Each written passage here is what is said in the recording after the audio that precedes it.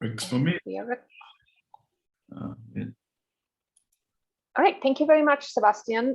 Yeah, thank you. Is the screen still shared? Because sometimes the recording kind of. Yep. Okay, good. They fixed that.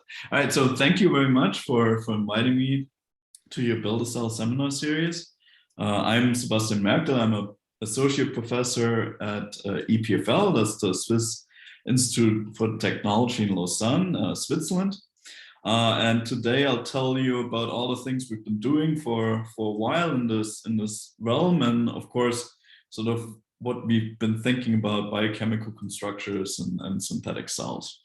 So I hope it'll be of interest and relevant to all of you. And yeah, I don't know how you normally deal with questions and things, but if there are questions and I'm aware of them, I'm happy to to answer them. But there's a good chance I'll miss you on Zoom. But anyhow, so without further ado, I'll let you know or tell you sort of what my lab is all about, and we do quite a few things. So I'll give you a sort of fairly broad overview. So let's see, there we go. Okay, so we range really from thinking about protein biochemistry, you know, basic transcription factor chemistry, protein engineering, transcriptional regulation, all the way to systems biology and single cell analyses. So we tended to do quite a few things in all of these areas, even though, you know, we've been mainly focused on in vitro. Every once in a while, we sort of go in vivo if we have to, essentially.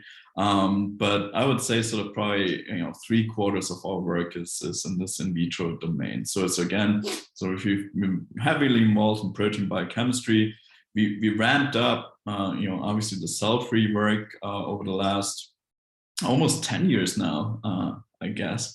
And you know, the single cell stuff is sort of going on as well. So a lot of times I feel like this, where, you know, we easily get distracted, but then again, you know, somehow we manage to do sort of interesting stuff, I hope. So aside from this biological overview, we also do a lot of tool development. So my background is in biology, actually, biology and chemistry. But I earned my PhD from a microfluidics lab at Caltech at the time. So we've been, you know, constantly, you know, developing new devices, new tools, new methods to enable or allow us to do things that would otherwise not be easy to do or entirely impossible to do. And I'll tell you a bit about a few of these devices, primarily this one, which you actually saw a picture of on the first screen. So Kate was asking about that. But we've been using all of these devices for various aspects, and this is sort of my squirrel. For the last 2 years, we actually, you know, took this, you know, basic device developed for high throughput transcription factor DNA analyses and turned it into a high throughput molecular diagnostics platform, which we then recently used and applied to SARS-CoV-2 serology. So that kept us busy, obviously, for the last 2 years. So a lot of stuff going on. But, you know, fundamentally, and that's something I probably don't need to preach to this audience about, is we're very interested in cell-free systems, and cell-free systems exist in essentially 2 different forms, right? So you're probably aware of the lysate-based systems, where you take your favorite bacterium, normally you grow it up and then you kill it, and then you purify up the cytoplasm. Essentially, you get rid of DNA, RNA, and you have all the functional components that when you add, you know, DNA to that, it, you know, transcribes and translates, and you can make protein in vitro with that. So these have been, you know, the oldest cell-free systems that are around, and you'd be surprised that they back quite a while. Yeast may have been actually one of the first sort of cell-free systems used. But, you know, they're fantastic, and we've been using these quite a lot, especially in the early days, sort of in the early 2000s, where we've always been using cell-free systems in some form or another, you know, primarily for making just protein, right, which is what they've been used primarily in what they've been developed for initially. So these lysate-based systems are easy to make, they're highly functional, but there's also this caveat that they're very complex, right? So these lysate-based systems are essentially just lysed cells, right? So you've got all the proteins, all the crap that's in the cell you've got in there, and you have really no clue what is there, to what extent something's there or not, etc. Right? So we were happy to see the pure system developed by Shimizu and Ueda, also in the early 2000s. So we've actually been using that also quite a bit, and that'll be actually a focus of the talk. So the advantage here is that this one is a defined system. So Shimizu and Ueda decided, hey, let's purify out all the amino acyl synthetases, all the initiation, elongation, and release factors, and a few other enzymes, and then RNA polymerase, and throw that all back together, and that should allow us to do transcription translation, right? And by doing that, they have a much more defined system than you would have normally with a lysate-based system, right? So the other good thing is it is commercially available. There's actually a bunch of different flavors available now from different companies. The caveat for actually both of these systems, but especially for the pure systems, that's quite expensive, right? And if you want to make that yourself, it's a bit of a pain in the butt, because you have to essentially go through 36, 37 protein purifications, which are individually not difficult. They're all his-tag-based protein purifications, but on some, it's sort of a bit tedious.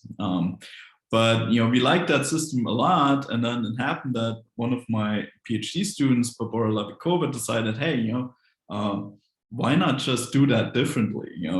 Can we make the pure system in a way that's not as cumbersome? And the way she ended up doing it is essentially we set up these 36 pre-cultures, 35 of them in a multi-well plate.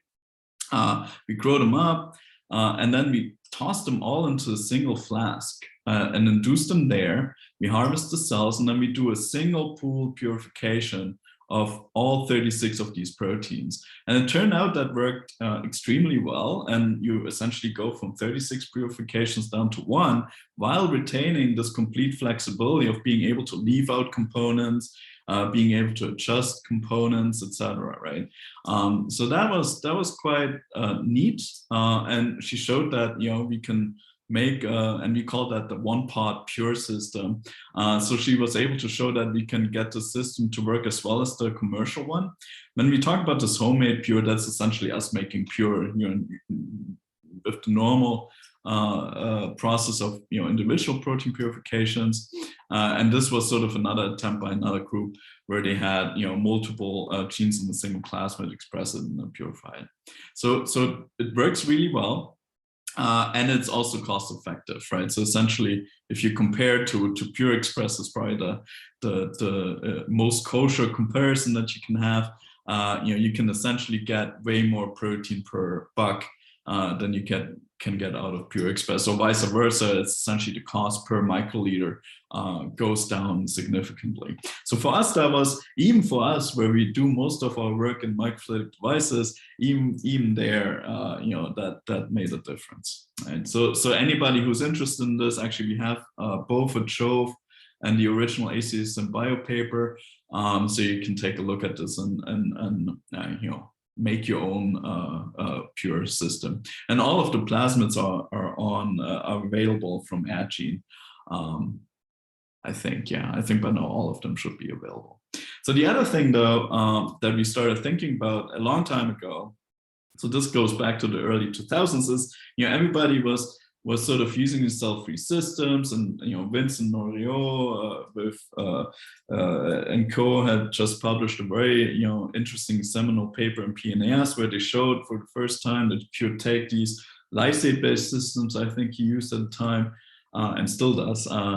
Vincent is a lysate man, to actually implement genetic networks, right? So the only caveat with that is that the way people used and still use cell-free systems is by essentially taking the cell-free transcription translation reaction, putting it in a test tube, adding your DNA of interest, and then letting it go, right? Letting it run. The only problem is after a few hours, this essentially reaches chemical equilibrium. So initially, for when people use these cell-free systems for making protein, for example, they didn't care, right? Because all you wanted to do is make some protein and then purify it or do some studies with it. But as soon as you get into sort of genetic networks, you do care because a lot of times there's a lot of dynamics involved, right? So you don't, for example, if you wanted to implement an oscillator, you don't want it to oscillate like for half a cycle. You'd like to actually see it oscillate, over multiple cycles in a longer period of time. But you'll never really be able to do that in a system that just, dies on you, right? So our solution to this was, well, why not, run these reactions in the chemostat, right? So that's what the chemostat is. You put a pure reaction or a cell-free reaction of your choice in a reactor, and you continuously supply this reactor with all the components that you need that constitute this pure system, which is proteins, ribosomes, your basic building blocks like energy molecules, ATP, DNTP, etc., and DNA, right? So if you do this, then you constantly push stuff in, you constantly get stuff out. You essentially have a system that goes to a steady state or reaches homeostasis in here, right? And out comes all the stuff that you put in, plus your products, the stuff that you made, right? While you're running this chemostat. Now, as I said, right, these cell-free systems are kind of expensive. So even the smaller chemostats that people use for cell-based analyses or experiments, they're sort of milliliter, 15 milliliter sort of sizes. So you can imagine that they're extremely cost prohibitive. If you want to do this with a lysis system. So of course, for us, that was not so big of a deal. We had these tools or the know-how to work with microfluidics. So what we ended up doing was develop this device, which we call a sort of Nanoreactor device. And essentially, our devices are made from PDMS. That's sort of this clear material that you see here, and they all sit on a glass slide. So this is your standard 1-inch by 3-inch glass slide. And our devices have actually 2 layers to them, two fluidic layers. The blue layer indicated here is where all the action happens, right? That's where the solidate is, that's where we add the DNA components, et cetera, et cetera. That's where we run the reaction and where we have our reactors. The red layer is situated either on top or on the bottom of the blue layer, depending what kind of geometry used. But essentially what this red layer does is it allows us to control fluid flow on the blue layer, right? So we essentially generate these micromechanical valves. Wherever a red line intersects a blue line, we generate a valve, and then if we pressurize the red line, it pinches off the blue line and stops flow, right? So of course, if you put 3 of these in a row, you can make a peristaltic pump, right? So you can actually pump things, mix things. So you have a lot of control over what you're doing on this flow, on the blue flow layer. And essentially what we ended up doing here is we put just 8 of these oval rings. Each one of those is a microfluidic reactor, and each of them can be individually controlled. Essentially, you can put different stuff at different rate in each of these reactors. So to use these reactors then for cell-free transcription translation reaction, it works essentially like this. We first, load the ring with the cell-free transcription translation reaction, and then, at a certain time point, we add a DNA solution, a protein solution, like the pure solution, and then we mix that around, right? And then when we do that, that of course pushes out the equivalent volume at the end, right? So essentially, you can see how that sort of looks like a chemostat. Now, once we added the stuff in there, we mix it around in a circle. Well, we pump it around in a circle to mix it, okay? And this is what this looks like. I hope the video plays okay. So here, just showing you, how we can pump in a red dye into a green dye and then sort of mix it around. Okay, and we sort of ended up shooting for dilution rates that are on par with E. coli doubling times, simply because all of the lysate or cell-free systems that we're going to use are going to be of E. coli origin. So we figured that's probably a good place to start. So and this was done by Henrike Niederholtmeier, who actually did a lot of the stuff I'll tell you about today. But she was then able to show after quite a bit of work. So in addition to developing microfluidic devices, we had to sort of figure out how to keep the pure system cold and, et cetera, et cetera. But after some major frustration and a lot of time, we actually managed to do this, where essentially we were able to, synthesize and run these transcription translation reactions at steady state for over a day. Right, so the solid lines are 4 independent reactors that you can see that we are running at different dilution rates, so you get different steady states. And we actually developed sort of a nice little method that allows us to quantitate RNA levels in real time on these devices as well. Right, so you can very clearly see that this thing runs very nicely for quite a bit of time. Okay, so of course, once you have that, you want to also see what you can do with this, with these reactors and these cell-free technologies. And Henrike was able to show that we can do transcriptional and post-transcriptional regulation on these devices. So either by expressing a sigma 70 factor that complements the RNAP and activates it, so then we get nice activation and gene expression. We can express T3 RNAP, and then that of course leads to target gene expression. One of our main thing in the lab are transcriptional regulators, right? So we tried TET-R, for example, and see if it could repress different promoters. And here's some a little bit more not interesting, but different mechanisms for regulation. Where, for example, did amber suppression, so you can express an amber suppressor TNA just by transcribing it, and then that allows you to actually express a gene that has a stop codon in it. So this was actually very effective. I'll get back to that a little later. That was very effective at actually keeping things off. And then these toehold regulators that you're very familiar with right now, of course, we also played with. And then finally, we also were able to show that we could express this ClipXP protease by which essentially consists of heptameric rings of 2 different subunits, and the whole thing is a megadalton size complex. So this is a huge thing, but you can express that in vitro on these chemostats, and then you can we could show that we could degrade a target protein with the right signaling peptide attached to it. So that was for us sort of back in the days was very nice to see, because it showed us that we had a lot of different tools and methods that we could actually implement in these devices, which would mean that we could actually, do some interesting things with this. So of course we set out to first, the reason we ended up doing this is to be able to implement, more complex gene regulatory networks. And I mentioned oscillators. So what we want to implement was actually the Elowitz repressolator, but we had a hard time initially to do so. And we kept failing. So I finally told Henrike, okay, let's just make our own oscillator. And this is the design she came up with. So essentially she took T3 RNAP, put that on a T3 TET repressible promoter.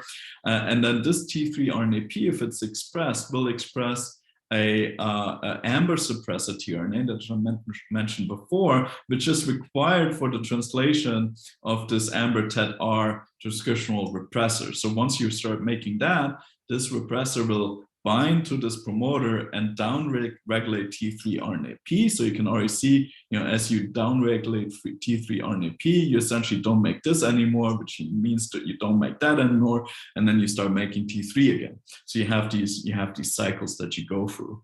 And then Henrike was able to implement this on her Nanoreactor device, and here I'm just showing you one of the reactors running, for many hours, and we actually have two readouts sort of on the top and bottom of this of the system, showing you that we get very nice and very sustained oscillations here.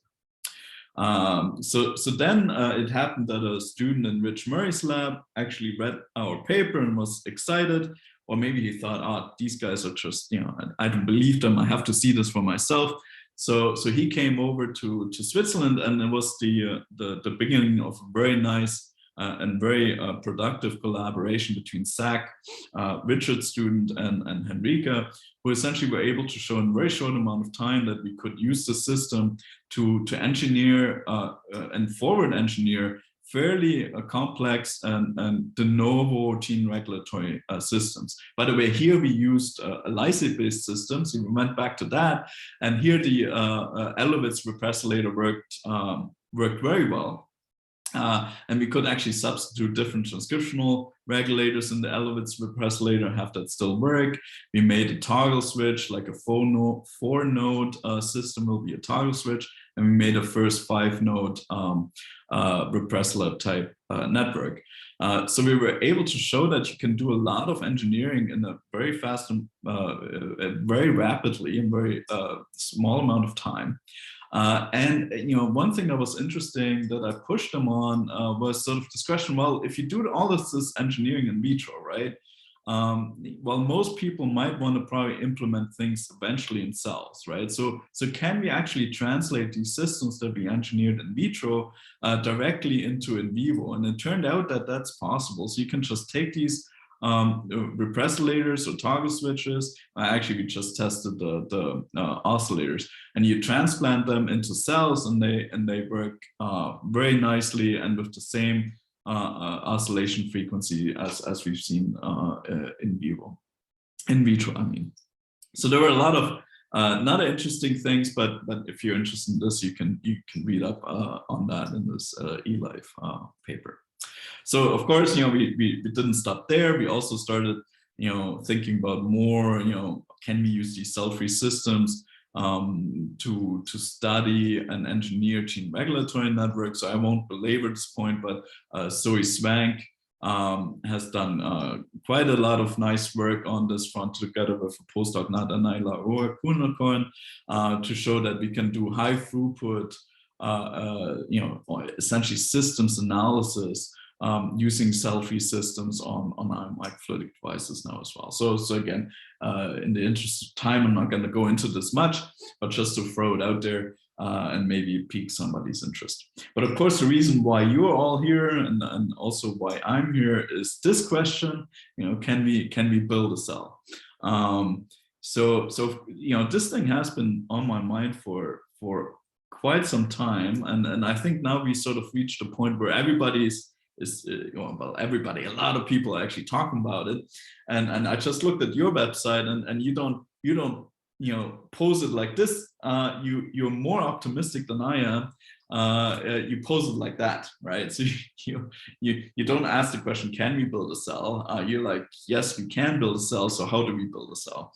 I'm actually kind of oscillating between those two things, but I'm slowly more in this how to build a cell territory. So I'm reasonably optimistic that we'll be able to build a cell. Of course, with that, going through all this, right here, sort of, unless you define what a cell is or what you want to build, I think it doesn't really have much meaning. And that's one thing I sort of realized when talking to folks about this, that everybody sort of has their own little definition almost of what a cell is.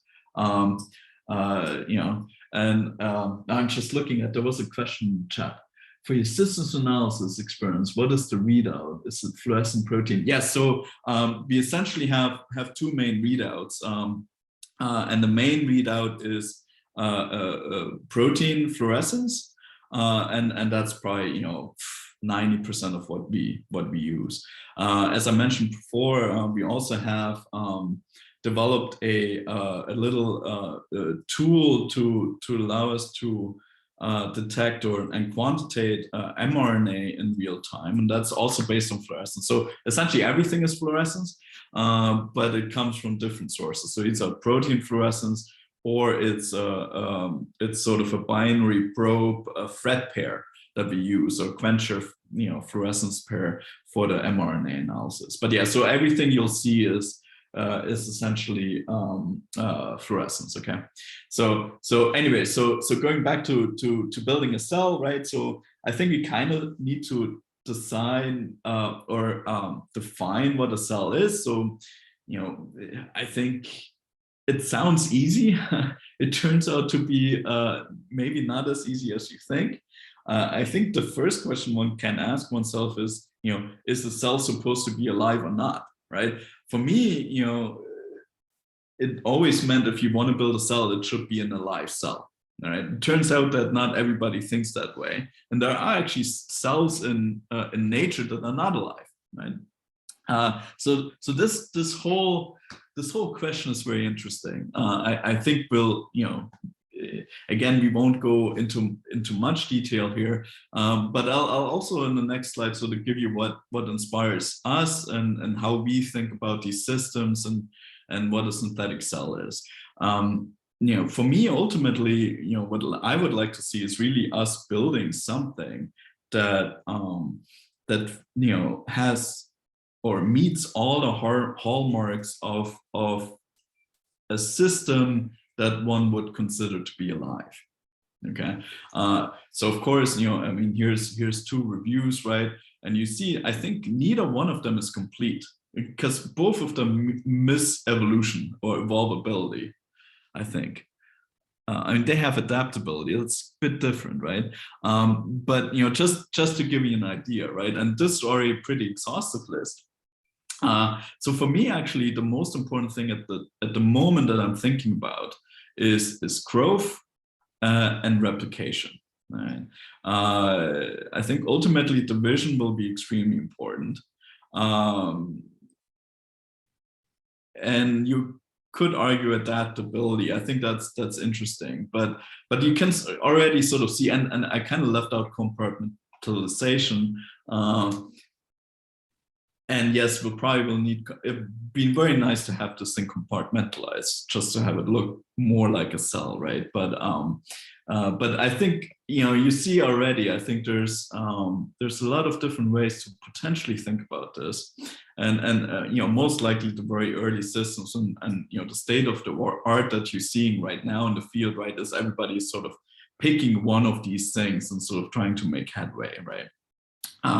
And somehow, I guess we're hoping that we can, this all would sort of flow together at some point. But I think, that flowing together will take a lot of work. But anywho, so the one thing that reminded me when I heard of synthetic cells and started thinking about building synthetic cells was actually von Neumann's work. So von Neumann is a computer scientist, and he did a lot of interesting work. Maybe some of the work that he's best known for, especially in the general public, are his universal constructors, right? So von Neumann, again, came from computer scientist, being a mathematician / physicist. He started thinking about what it would take to make a sort of man-made analog of a living system. Okay, and what he came up with is this thing that he called a universal constructor. And on paper, essentially, what von Neumann said a universal constructor is this, it requires three main parts. It requires a constructor, a copy machine, and an instruction code. And of course, you also need parts, and he went into quite a bit of detail as to how those parts should be defined, because for robotic implementations, that's actually extremely important. And you need energy, right? So you need these 5 components, if you will. But if you have this, right? So here's one constructor for construction arm, and the copy machine, I don't know, is in there somewhere, and then the code that instructs the machine is housed in here as well. So this guy can then pick up all the parts one needs and assembles a new constructor, right? And once this new constructor is assembled, that one can construct a new constructor as well. Right? So what was amazing is that von Neumann essentially it described biology.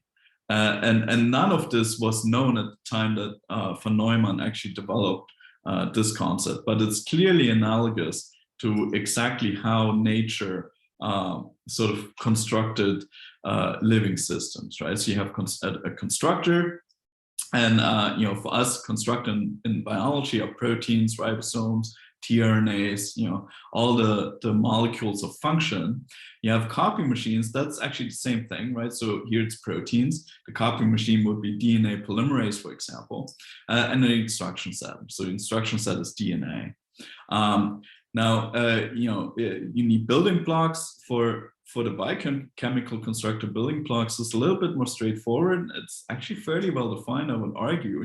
Things like ATP, DNTPs, amino acids. You'll see, once you get into metabolism, this gets a little bit more complicated. But I think that's already a good set.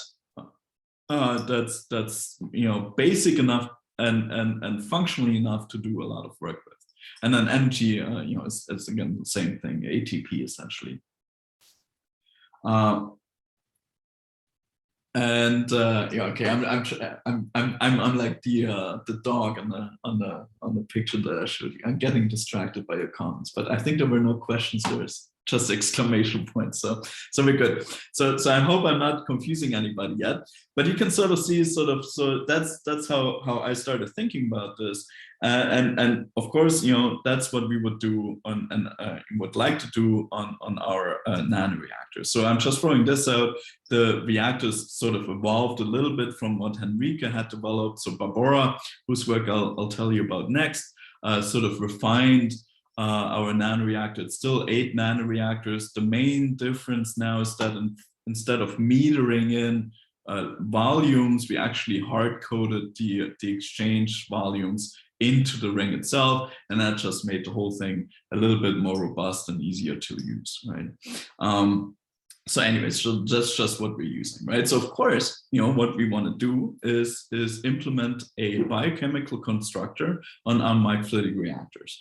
And this schematic has a lot of details in that you probably won't be able to decipher, but essentially sort of here, this blue outline here would be our physical reactor. And then within this reactor, we would have to have our instruction set, our copy machine, and our core constructor. And I already told you before what these things are, right? Instruction set is DNA, copy machine would be DNA polymerase, and our core constructors would ribosomes, enzyme, AERSs, et cetera, right?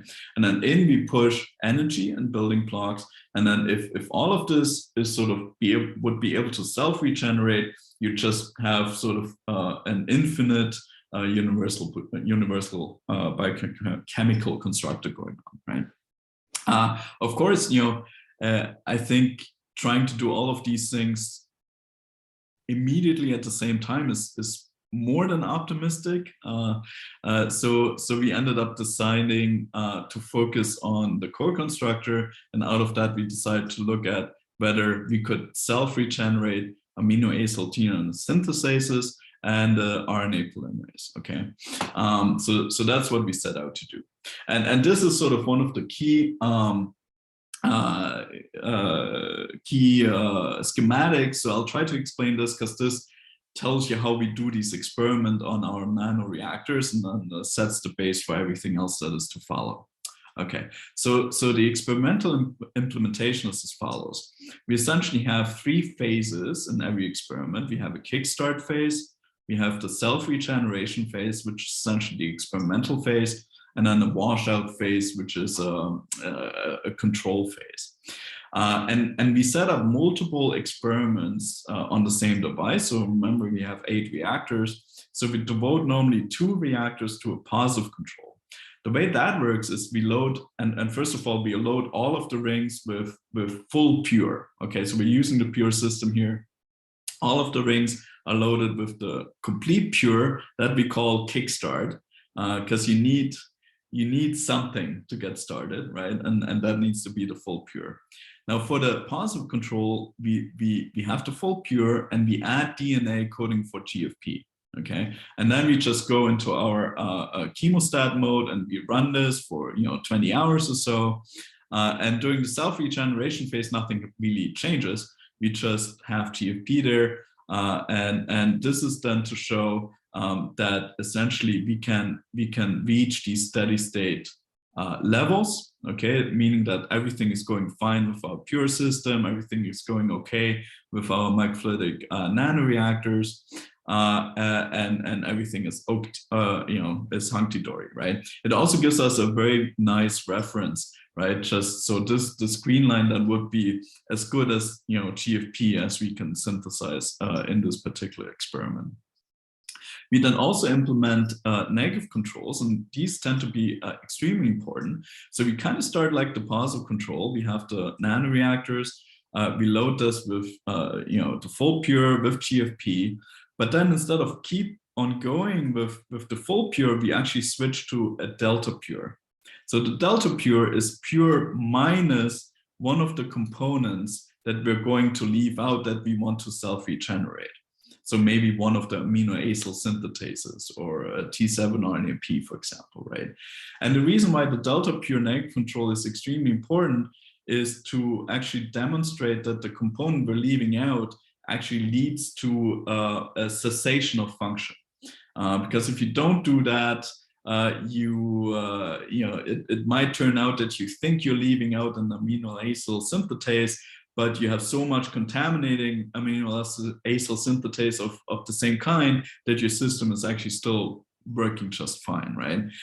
So we did this dropout, and here the expectation is then, of course, we should reach sort of a very short steady state period during the kickstart phase, and then starting immediately to sort of degrade to zero function. Okay, so these give you the sort of the two reference points, right? And the best case scenario will look like the green line if we self-regenerate something, and then the worst case scenario will look like the yellow line, meaning that we didn't really manage to self-regenerate anything. And then is the experiment. And the experiment is, as follows, is kind of a mix of the positive and negative control, if you will. So we have GFP in the full pure system in the kickstart phase, and we add DNA coding for the protein that we end up leaving out in the self-regeneration phase in the delta pure. Okay, so we have two or more linear templates of DNA coding, one coding for GFP, so we can actually see what's going on, and one coding for this protein that we want to self-regenerate. So, okay, here's a question. Why did you use pure instead of wholesale extract?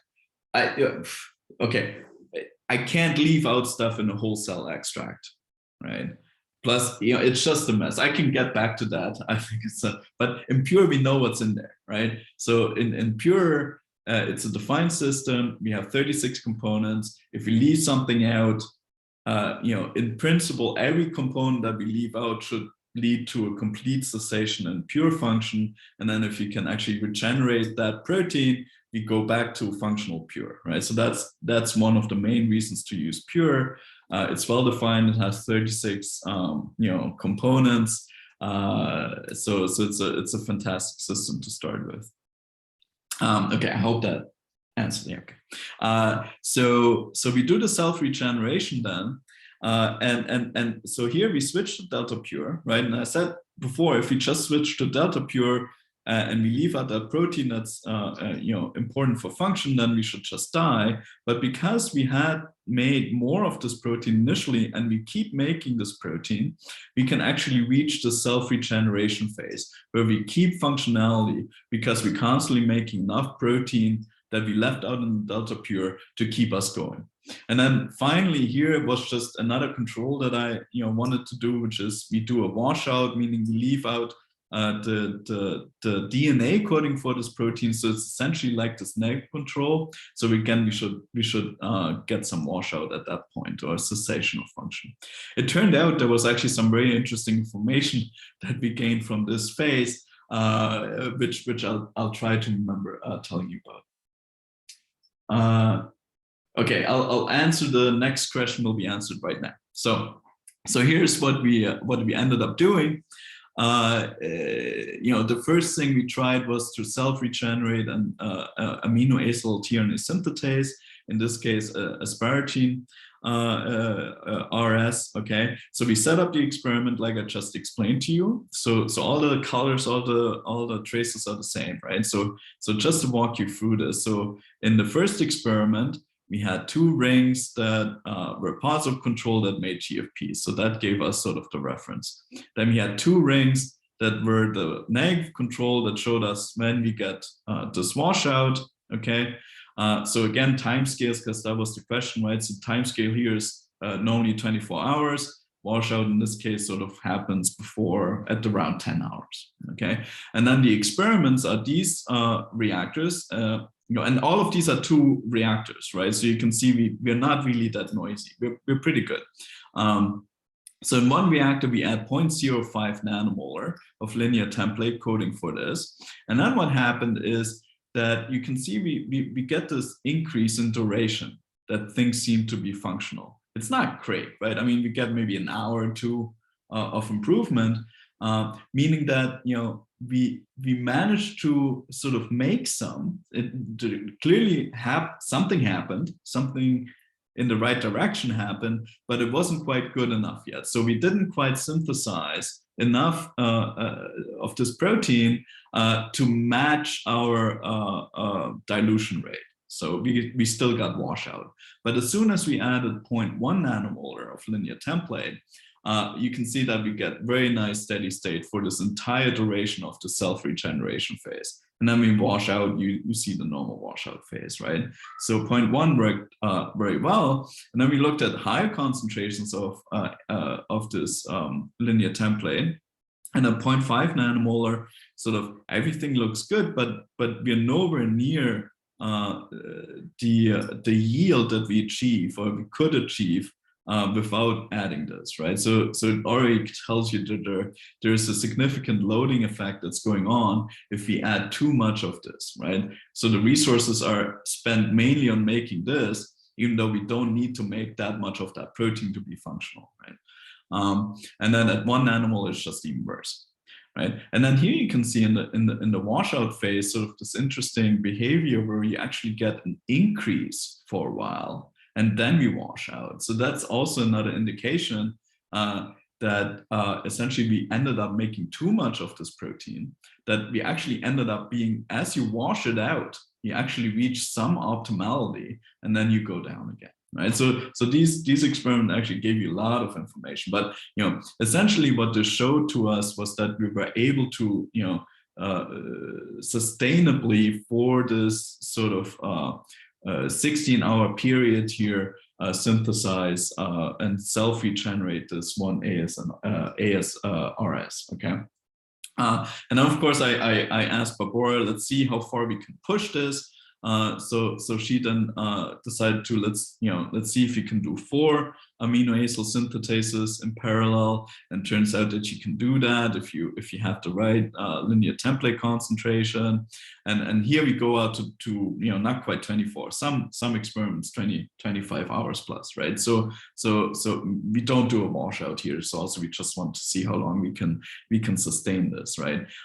So this runs as long as your chip is good, your inputs are good, etc. Right? And then we went to 5, and then our current maximum and record is 7 amino acyl synthetases self-regenerated in parallel. Okay, so we were quite happy with this result. And we're like, okay, let's write this up and get it out. Another thing we tried was T7 RNAP, right, to look at RNA polymerase and transcription. And here we got some surprises.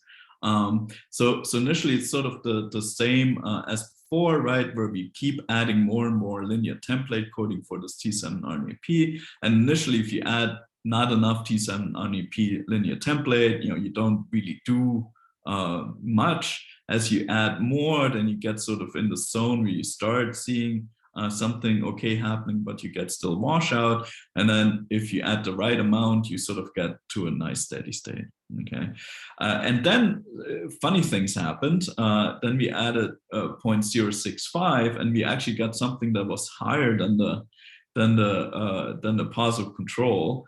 So that got us puzzled. Initially, I thought, okay, that's just noise, right? But it turned out that that was actually very sustainable, very reproducible, that we got this increase.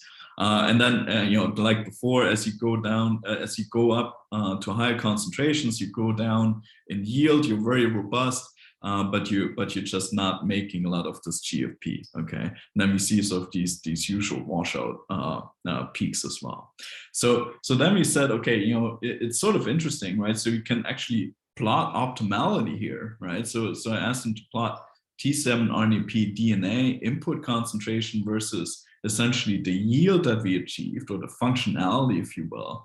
And you can see a very clear optimum, right, at around sort of this 0.1 nanomolar DNA concentration. And this optimum actually consistently was above 1, right?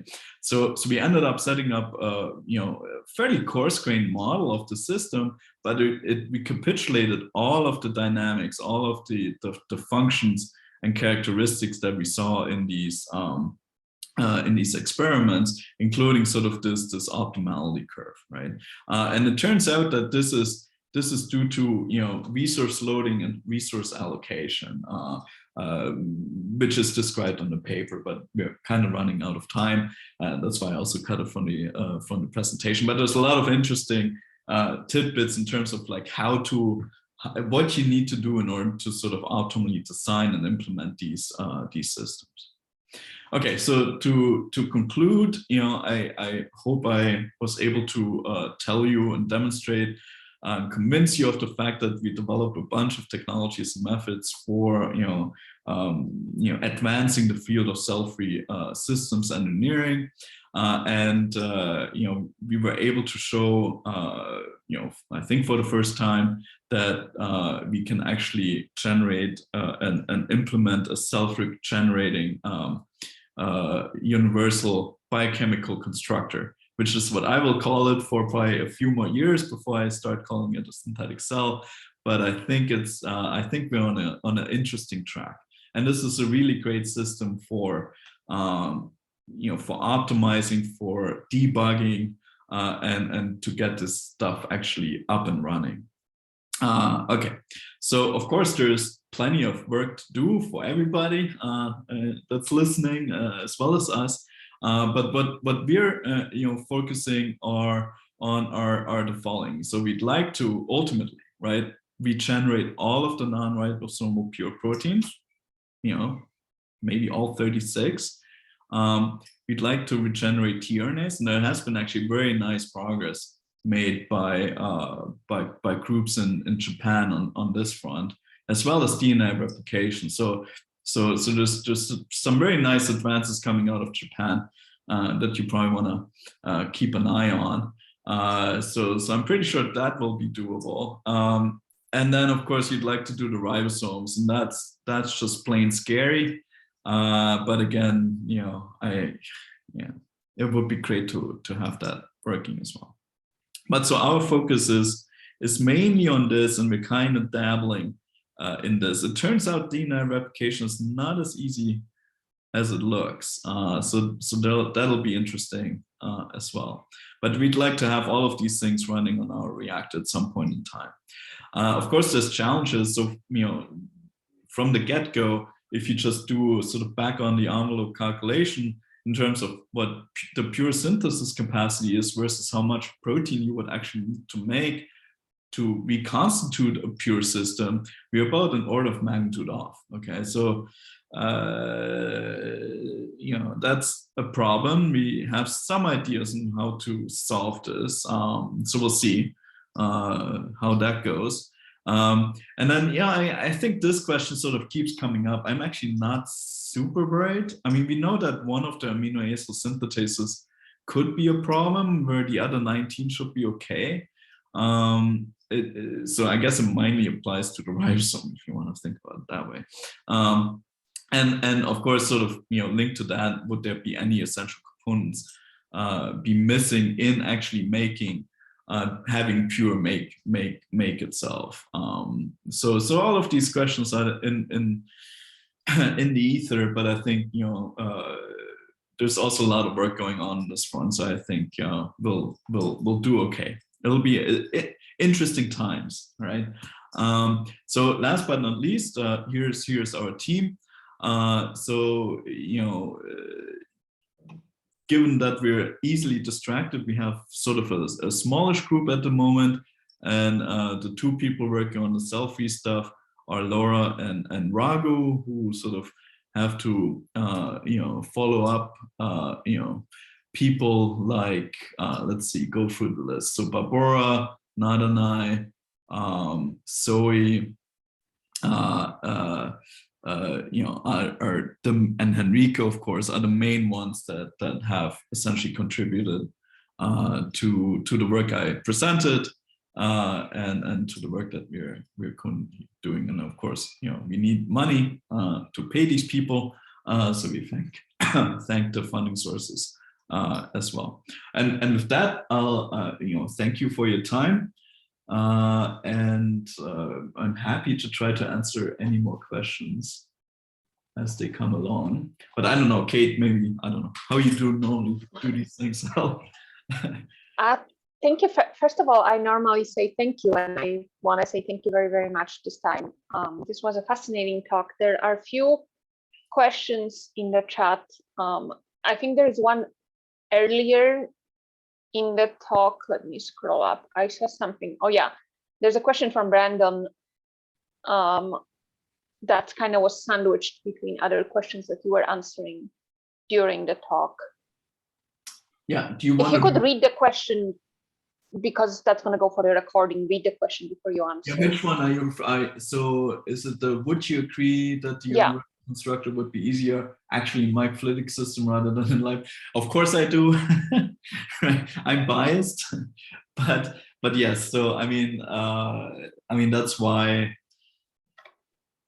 I like the reactors a lot, and I tried to touch on this sort of during the comments towards the end. I think having a reactor at hand that you can implement these systems in, I think it's not easy, but it's still a lot better, I think, than trying to almost randomly assemble things in liposomes and hope they somehow magically start to function, right?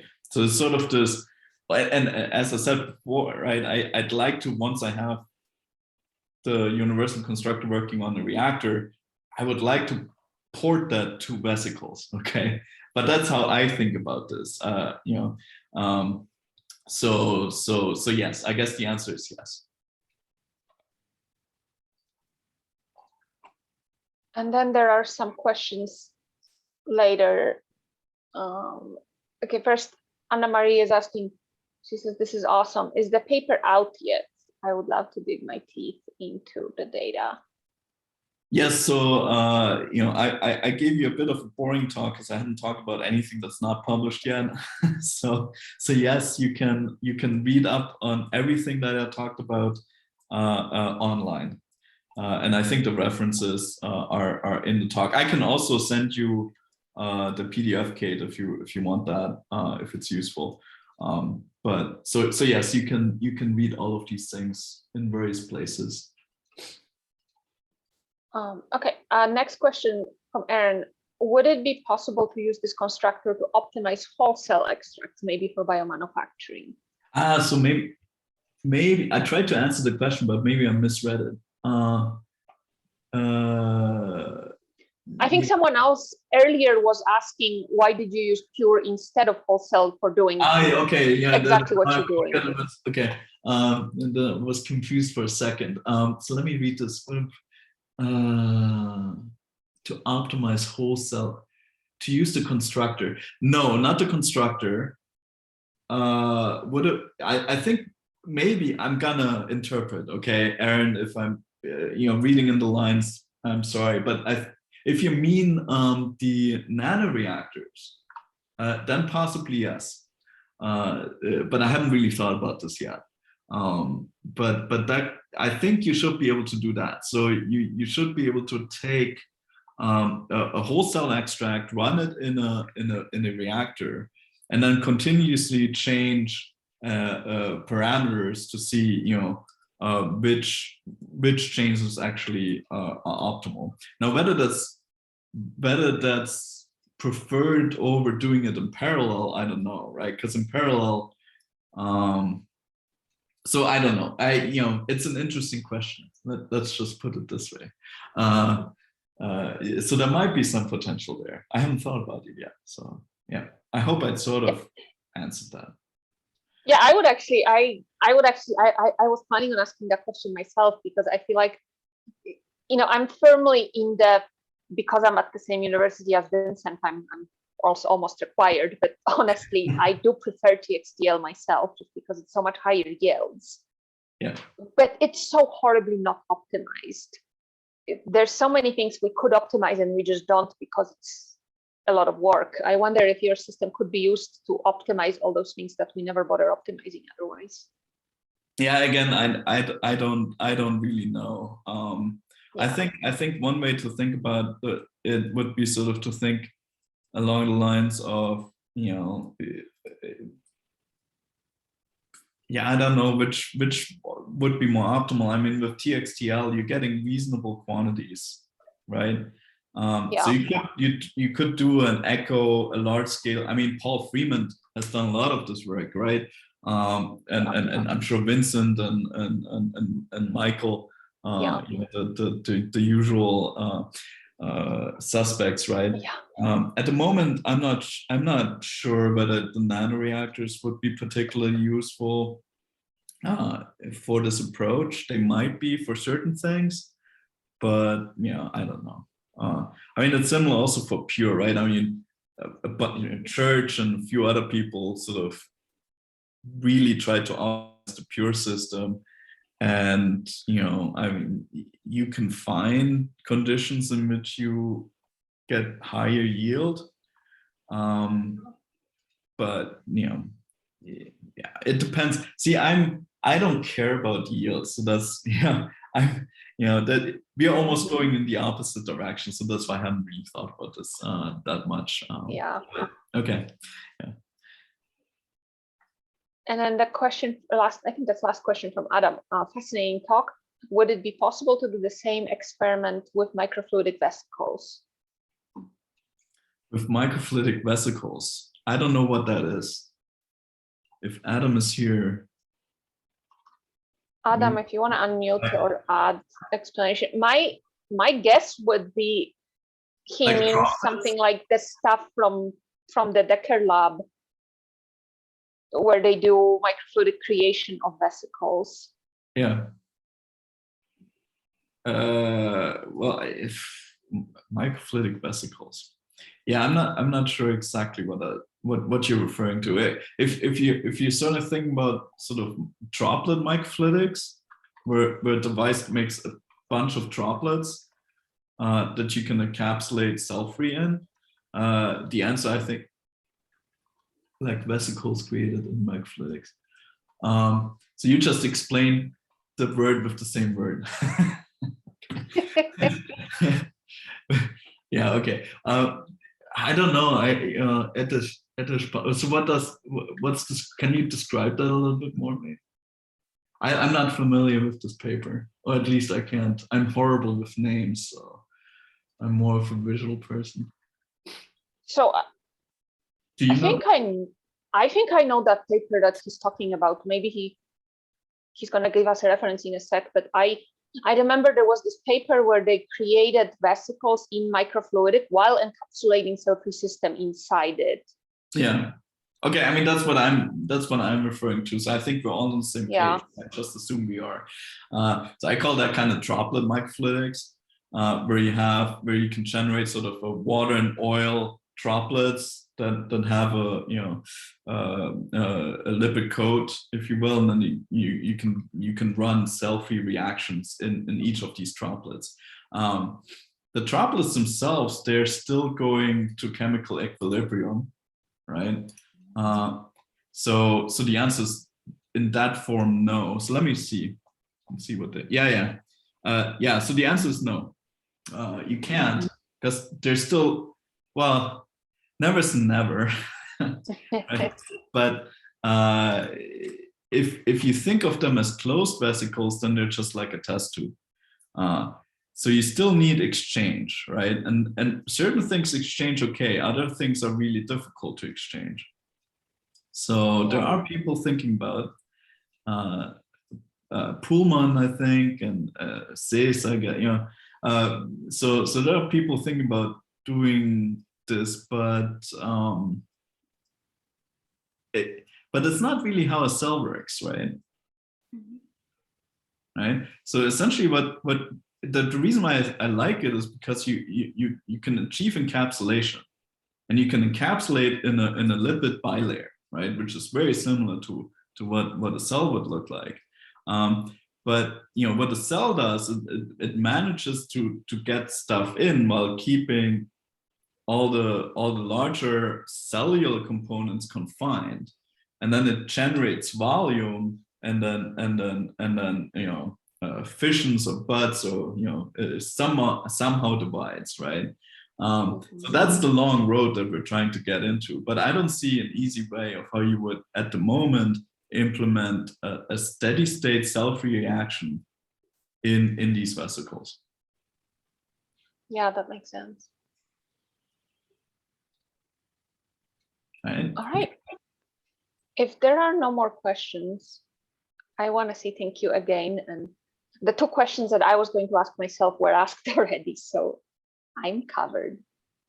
Cool. Thank you again for having me. Thank you very much. Okay. Thanks, everyone. Bye. Bye.